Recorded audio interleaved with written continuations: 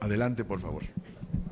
Ayer también no nos dio su opinión sobre las irregularidades de la consulta del Naim.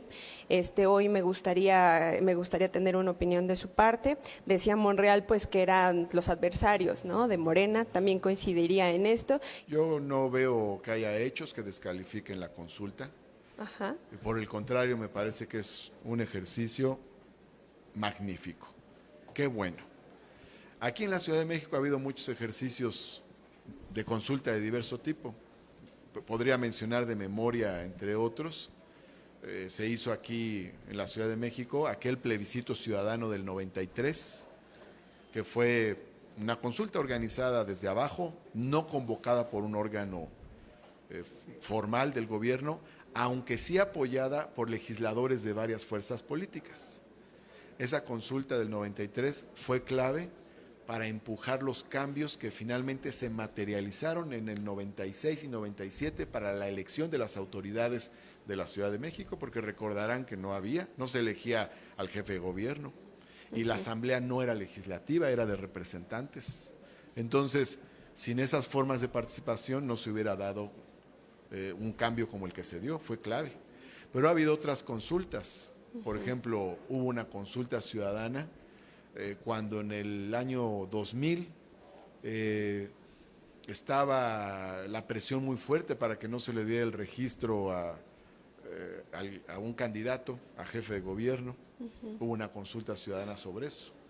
Ha habido aquí en la Ciudad de México otras consultas, ha habido consultas sobre los temas de la paz en Chiapas, organizadas por la sociedad civil aquí en la capital. Ya de manera formal se incorporaron al Estatuto de Gobierno en el año 97 el plebiscito y en el año 99 el referéndum consultivo en la Ley de Participación Ciudadana. Y se hizo un plebiscito que fue el del segundo piso, solicitado por la oposición en aquel entonces y aceptado por el gobierno de la ciudad. Y se realizó esta consulta sobre el segundo piso. Entonces, en la Ciudad de México hemos tenido esos ejercicios. Bueno, yo lo digo como senador de la Ciudad de México que soy, conocemos esas experiencias. A nivel nacional nunca ha habido una consulta organizada por un órgano del Estado. Incluso, ahora que se aprobó la Ley Federal de Consulta Popular, ha de haber sido en el 2013, se decía que con esa consulta ya podría ponerse a consideración de la ciudadanía el tema de la reforma energética.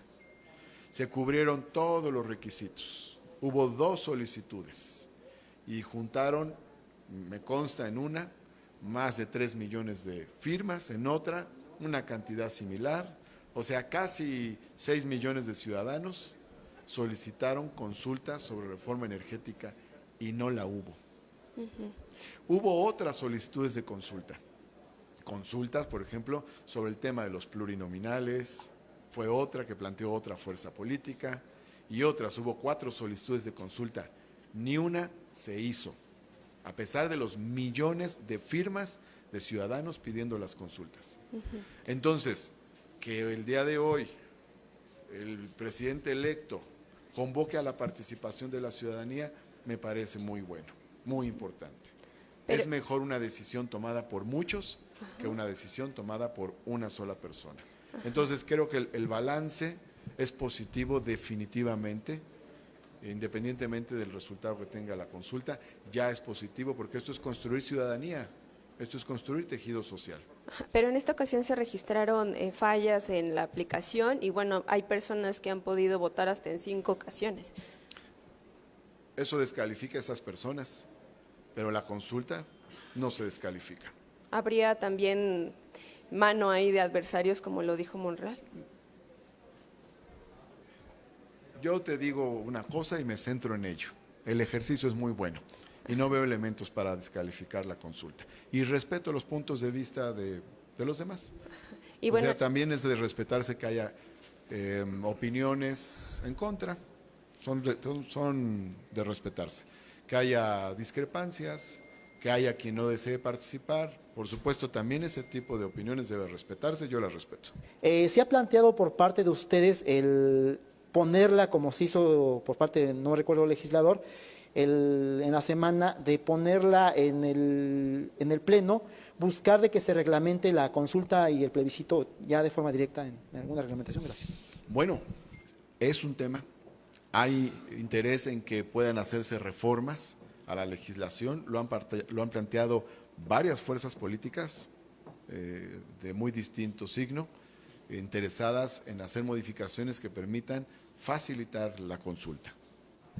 ¿Qué tal, senador? ¿Cómo está? ¿Qué tal? Buenas tardes. Oiga, yo recuerdo bastante bien aquella consulta de la cual usted habla en 1993.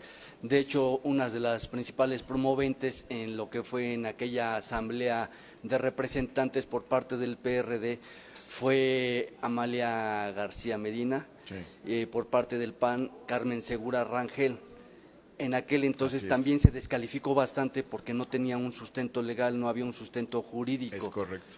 Porque quien quería podía presentar su credencial de elector en aquel entonces, pero es otro momento, ya México es otro, ya tenemos autoridades competentes para ello. Ustedes aquí en el poder del Congreso de la Unión legislaron para que se crearan estas figuras de la consulta y el plebiscito.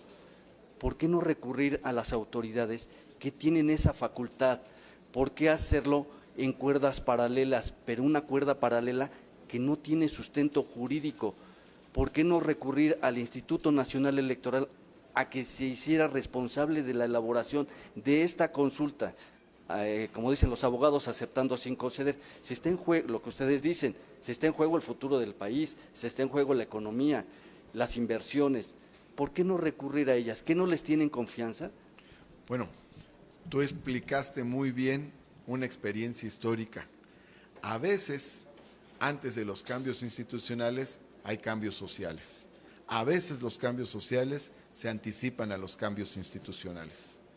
En el caso de la Ciudad de México, por ejemplo, ese plebiscito ocurrió en el 93 y la reforma que permitió la elección de autoridades ocurrió en 96, la elección de autoridades en 97 y a fines del 97 la figura del plebiscito se incorporó al Estatuto de Gobierno y el primer plebiscito se realizó hasta el año 2002. Así son los procesos sociales. Aquí en el caso, para hablar de lo que está ocurriendo, en el caso del país, se hizo una reforma, no hecha por nosotros, porque nosotros acabamos de llegar, pero hecha por legislaturas pasadas. Hace 2 legislaturas se realizó esta reforma y no obstante ello, no se pueden hacer consultas. Vale la pena hacer un análisis al respecto, como si ya está en la ley, como si hay deseo de participar, cómo es que si millones de ciudadanos quieren participar, no se pueden hacer consultas. Bueno, esto nos indica 2 cosas. Por un lado, que se requieren mecanismos más flexibles para invitar a la participación, y por otro lado, que habrá que hacer ajustes a la legislación en su momento para facilitar la participación ciudadana.